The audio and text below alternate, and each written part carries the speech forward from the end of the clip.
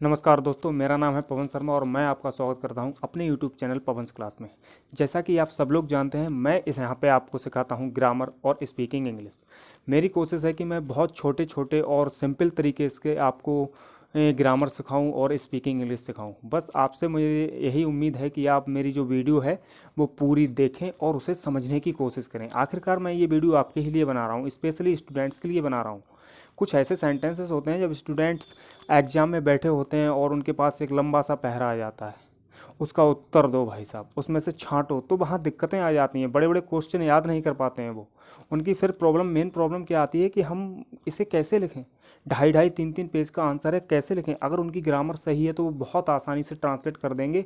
जो भी उनके माइंड में हिंदी में बनाएं वो स्टोरी जो आप उत्तर लिखना चाहते हैं और उसे इंग्लिश ट्रांसलेट करते चले आएँ। यही उसका सिंपल तरीका होता है। कोई भी जो लॉन्ग क्वेश्चन होते हैं उन्हें याद करना और उन्हें समझकर लिख देना, उन दोनों में बड़ा फ़र्क है। क्योंकि जब आप याद करके लिखोगे तो सिर्फ आपने वो याद किया है जो किसी दूसरे ने आपको दिया है। अब आप खुद समझ के लिखोगे, वहाँ आप खुद को भी इम्प्रूव कर रहे हो और अपने एक्सपीरियंस को लिख रहे हो, अपने एक्सपीरियंस से लिख रहे हो। तो ज़रूरी ये है कि हम ट्रांसलेशन समझें, ग्रामर समझें, जिससे कि हम अपनी इंग्लिश को इम्प्रूव कर पाएँ। सिर्फ रट्टा मारने से, लिखने से भाई कुछ नहीं होता है। अगर कोई क्वेश्चन ऐसा आ जाता है जिसको आप हिंदी में तो जानते हो लेकिन इंग्लिश में आप उसे नहीं लिख सकते, वहाँ पे बहुत बड़ी प्रॉब्लम होती है। और इसी सब चीज़ के लिए ज़रूरी है ग्रामर। अगर आपकी ट्रांसलेशन सही है तो आप किसी भी क्वेश्चन में नहीं अटकोगे, कुछ भी आप उत्तर लिख के चले आओगे बिना किसी झिझक के, बिना किसी की प्रॉब्लम के। बस आपको हिंदी में स्टोरी याद करनी है और उसका ट्रांसलेशन करके आपको लिख देना है, यही होता है। कभी भी आपने टॉपर्स से आप कभी भी बात करें, आपके आसपास मोहल्ले में जो भी टॉपर्स होंगे, कहीं ना कहीं उनसे पूछना कि क्या आप याद करते हो, तो उनका यही होगा कि वो थीम को समझते हैं, उस क्वेश्चन की थीम को समझते हैं कि क्वेश्चन पूछ क्या रहा है और मुझे लिखना क्या है। वो हिंदी में एक स्टोरी अपने अंदर चलाते हैं, उस स्टोरी को ट्रांसलेट करके लिख देते हैं पेपर में। यही उनकी ट्रेजेडी है, क्योंकि वो अपने हिसाब से लिखते हैं। अगर आप कहीं कोचिंग पढ़ते हो या फिर 100 लड़कों के बैच में अगर आप कोचिंग पढ़ते हो ना, तो जब 100 लड़के पेपर देने जाएंगे तो उस कोचिंग सेंटर के लड़कों की सारी हेडिंग्स एक सी होंगी, सारा लिखा हुआ एक सा होगा। कहीं ना कहीं वो ऐसा लगेगा एक कॉपी है। लेकिन जो टॉपर्स होते हैं वो इस पे विश्वास नहीं करते, भले ही वो आपके साथ कोचिंग पढ़ रहे हों, लेकिन वो ज़्यादातर मैटर अपना लिखते हैं, खुद की सोच का लिखते हैं। यही उनकी सफलता का शायद रीज़न होता है। मेरा जो अनुभव रहा है वो यही है कि मैंने कई लोगों से बात करी है तो वो इस पर विश्वास नहीं करते कि मैंने इतना लंबा याद कर लिया। वो उनका विश्वास ये होता है कि मैंने इसको इस तरीके से लिखा है, समझा है, सोचा है, खुद से लिखा है। आप ढाई नहीं 4 पेज लिख सकते हो, बस आप ट्रांसलेशन जानते हो। और मेरी कोशिश यही है भाइयों कि मैं आपको ट्रांसलेशन सिखा दूँ और 100% सीख जाओगे, बस थोड़ा सा आप मुझे टाइम देने लगे तो, मेरी वीडियोस देखने लगे तो। और मैं वादा करता हूँ जो मैं जानता हूँ, जितना जानता हूँ आपको सिखा दूंगा। इसके साथ साथ मैं आपको सिखाता हूँ स्पीकिंग इंग्लिश। उसमें मैं क्या करता हूँ, सेंटेंस सिखाने के बाद मैं आपको कुछ ऐसे सेंटेंस देता हूँ स्पीकिंग इंग्लिश के जो हम अपनी डेली लाइफ में यूज करते हैं। डेली लाइफ में ऐसे 5 या 10 सेंटेंस मैं वीडियो के आखिर में आपको देता हूँ, जिन्हें आप प्रैक्टिस करके अपने परिवार के साथ, दोस्तों के साथ अपनी इंग्लिश को सुधार सकते हैं। तो प्लीज़ मेरी वीडियो पूरी देखिए और समझने की कोशिश करिए कि मैं क्या समझा रहा हूँ, क्यों समझा रहा हूँ और उसके आपको क्या लाभ हो सकता है, आप में क्या इम्प्रूव हो सकता है। अगर आप खुद को सुधारना चाहते हैं तो भाई ये वीडियो स्किप नहीं करोगे, अदरवाइज आप इसे स्किप करके चले जाओगे। तो ठीक है, मैं अपना टॉपिक शुरू करता हूँ भाई। आज का हमारा टॉपिक है प्रेजेंट परफेक्ट टेंस। इसका मैं आपको समझाने जा रहा हूं इंटेरोगेटिव सेंटेंस।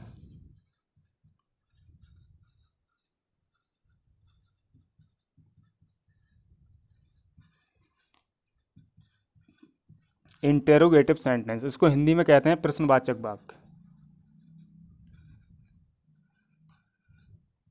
प्रश्नवाचक वाक्य ऐसे वाक्य जिन्हें पढ़कर प्रतीत हो, देखकर प्रतीत हो कि इनमें कोई प्रश्न पूछा गया है, वही प्रश्नवाचक वाक्य होते हैं। और आगे बढ़ने से पहले मैं आपको एक चीज़ और बता दूं, प्रश्नवाचक वाक्य इंग्लिश में 2 तरीके के होते हैं और हिंदी में भी 2 तरीके के होते हैं। एक वो प्रश्नवाचक वाक्य जिनके शुरू में क्या शब्द आता है। चूंकि मैं आपको प्रेजेंट परफेक्ट टेंस बता रहा हूं तो इनके शुरू में क्या शब्द किस तरीके से आएगा। क्या राम खाना खा चुका है, क्या सीता गाना गा चुकी है, क्या लड़के कक्षा में शोर मचा चुके हैं, क्या अध्यापक कक्षा में आ चुके हैं। इस तरीके से क्या शब्द शुरू में आता है।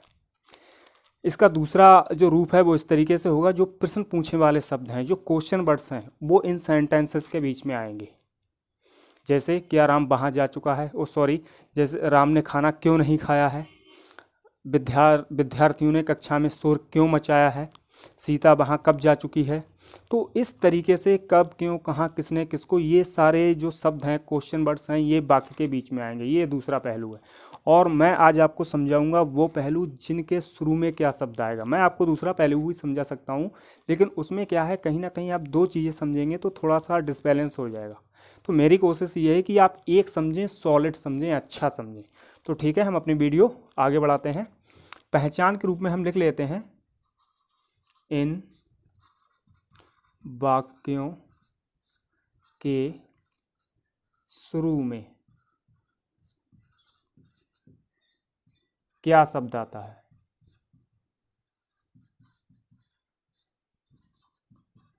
आता है, बहुत सिंपल है, बस वीडियो के अंत तक बने रहेंगे तो आप 100% समझ जाएंगे। इन वाक्यों के शुरू में क्या शब्द आता है।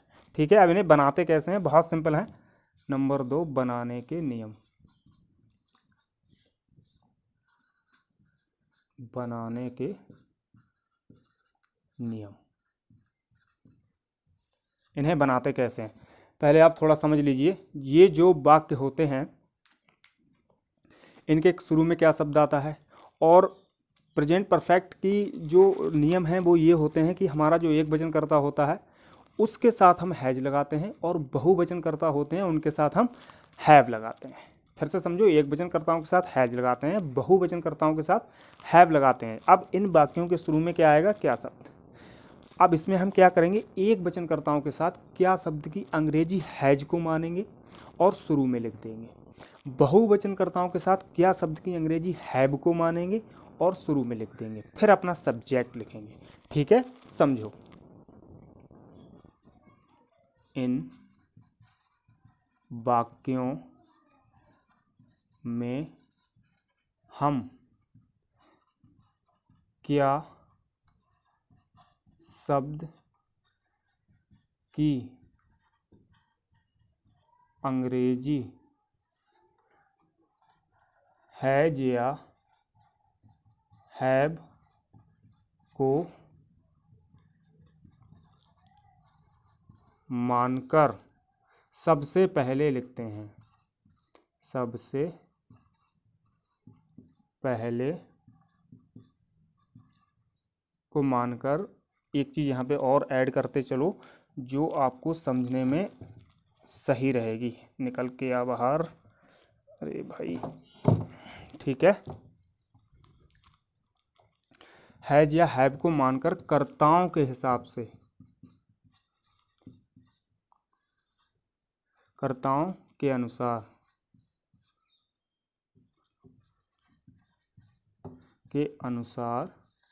सबसे पहले लिखते हैं। देखो, इन वाक्यों में हम क्या शब्द की अंग्रेजी हैज या हैव को मानकर कर्ताओं के अनुसार सबसे पहले लिखते हैं।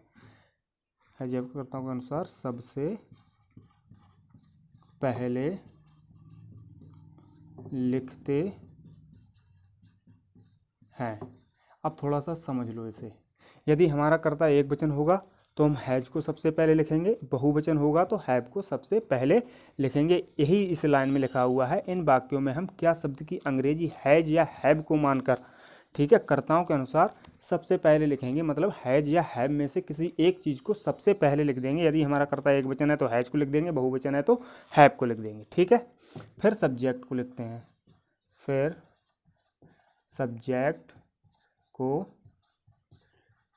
लिखते हैं। अब थोड़ा समझ लो, यदि वाक्य में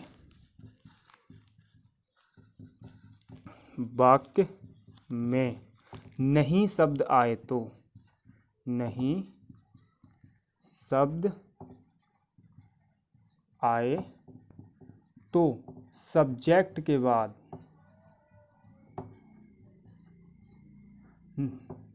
नोट को लिखते हैं। ठीक है भैया, समझ में आ गया होगा, मुझे पूरी उम्मीद है। ठीक है, यदि वाक्य में नहीं शब्द आता है तो सब्जेक्ट के तुरंत बाद नोट लिख देते हैं। फिर वर्ब की थर्ड फॉर्म को लिखते हैं। फिर वर्ब की थर्ड फॉर्म को लिखते हैं। अंत में ऑब्जेक्ट को लिखकर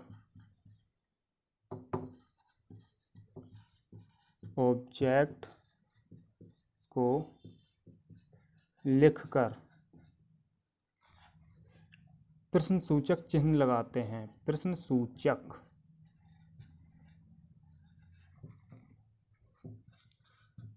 चिन्ह लगाते हैं या क्वेश्चन मार्क लगाते हैं। एक बार आप फिर से इसे समझ लो, बहुत सिंपल है। इन वाक्यों के शुरू में क्या शब्द आता है आप समझ ही गए। इन वाक्यों में हम क्या शब्द की अंग्रेजी हैज या हैव को कर्ताओं के अनुसार सबसे पहले लिखेंगे। ठीक है, क्या शब्द की अंग्रेजी हम किसको मानेंगे, हैज या हैव को मान लेंगे, फिर कर्ताओं के अनुसार उनको हम सबसे पहले लिख देंगे, फिर सब्जेक्ट को लिखेंगे। फिर यदि वाक्य में नहीं शब्द आता है तो कर्ता के तुरंत बाद हम नोट को लगा देंगे, सब्जेक्ट के तुरंत बाद हम नोट को लिख देंगे, फिर वर्ब की थर्ड फॉर्म को लिखेंगे और अंत में ऑब्जेक्ट को लिख देंगे, फिर क्वेश्चन मार्क चिन्ह लगाएंगे। बहुत सिंपल है, इसमें ऐसा कुछ नहीं है जो आपकी समझ में ना आया हो, बस आपने थोड़ा सा दिमाग लगाया होगा। तो इसका स्ट्रक्चर क्या होगा, हैज या have plus subject plus note plus verb की थर्ड फॉर्म प्लस ऑब्जेक्ट और अंत में क्वेश्चन मार्क। ठीक है, इतना समझ में आ गया होगा आपको। अगर क्या शब्द की अंग्रेजी हम हैज या हैव को मानकर सबसे पहले लिखेंगे, फिर सब्जेक्ट लिखेंगे, यदि वाक्य में नहीं शब्द आता है तो नोट को लिखेंगे, फिर वर्ब की थर्ड फॉर्म को लिखेंगे, फिर ऑब्जेक्ट लिखेंगे, अंत में क्वेश्चन मार्क लगाएंगे। एग्जाम्पल देख लो। नंबर 1, क्या सीता खाना पका चुकी है? चुकी है तो हैज, सीता एक वचन है, Sita cooked the food. Number 2, क्या लड़के कक्षा में शोर मचा चुके हैं? तो लड़के बहुवचन है, have the boys made a noise in the class. ठीक है, उम्मीद है आपको ये सेंटेंस समझ में आ गए होंगे और आपने अच्छे से समझे होंगे। जो भी दिक्कत रही हो आप मुझे बताएंगे, मैं आपको फिर से समझा सकता हूँ अगर आप मुझे कमेंट करेंगे। तो ये आप इसका स्क्रीनशॉट भी ले सकते हैं, अगर कुछ समझ में ना आया हो तो आप इसे मेरी वीडियो को दोबारा देख भी सकते हैं। अच्छा, कुछ ऐसे सेंटेंस जो हम अपनी डेली लाइफ में यूज़ करते हैं, मैंने आपको बताया था लास्ट में, मैं आपको बताऊंगा, अब मैं आपको वो बताने जा रहा हूँ। कृपया ध्यान से सुनिए, ऐसे सेंटेंस जो आप डेली लाइफ में यूज़ करते हैं। एक सेंटेंस है हमारा, जो तुम्हें करना है करो, तो हम इसे इंग्लिश में कैसे बनाएंगे, डू व्हाट एवर यू वांट want to, do what ever वांट टू डू। ठीक है, हमारा अगला सेंटेंस है तमीज़ से बात करो, talk with manners, talk with manners. हमारा अगला सेंटेंस है मैं कोई परेशानी नहीं चाहता, I don't want to have any mess, I don't want to any mess या I don't want to have any mess, हम दोनों तरीके से बना सकते हैं। अगला हमारा सेंटेंस है जल्दी ना करें, डोंट मेक हेस्ट या don't be in hurry, don't be in hurry. हमारा लास्ट सेंटेंस है दूसरों की बुराई ना करें, don't speak ill of others, don't speak ill of others. मुझे उम्मीद है आपको पूरी वीडियो समझ में आई होगी। अगर वीडियो अच्छी लगी, पसंद आई तो प्लीज़ लाइक करें, शेयर करें और सब्सक्राइब करें। मैं यूं ही वीडियो बनाता रहूँगा आप लोगों के लिए दोस्तों, और आपकी सपोर्ट चाहिए, आप बस मुझे सपोर्ट करते रहें। इसी के साथ मैं इस वीडियो को यहीं पे ख़त्म करता हूँ और इजाज़त चाहता हूँ आप लोगों से। अगली वीडियो में मिलूँगा। नमस्कार।